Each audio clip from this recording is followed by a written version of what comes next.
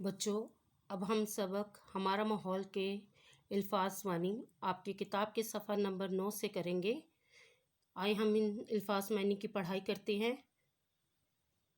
آلودہ، گندا، خراب۔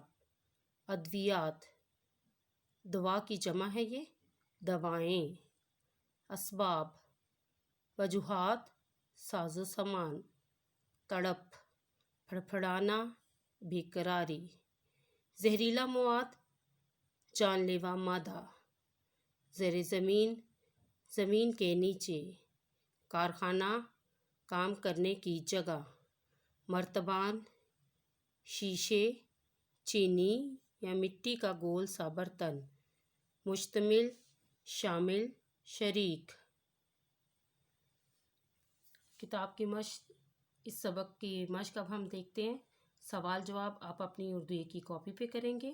سوال نمبر 2، سبق کے حوالے سے درست جواب پر ٹک کا نشان لگائیے۔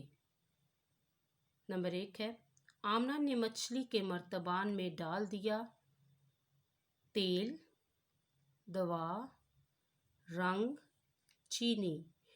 جو صحیح جواب ہے جس پہ آپ نے ٹک کرنا ہے وہ ہے رنگ۔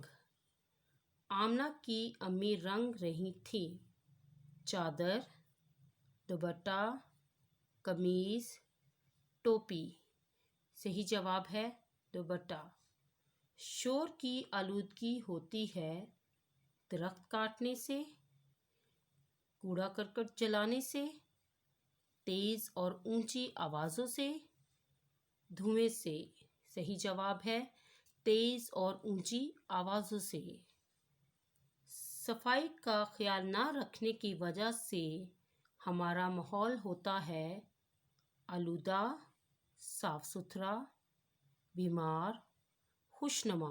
صحیح جواب ہے آلودہ۔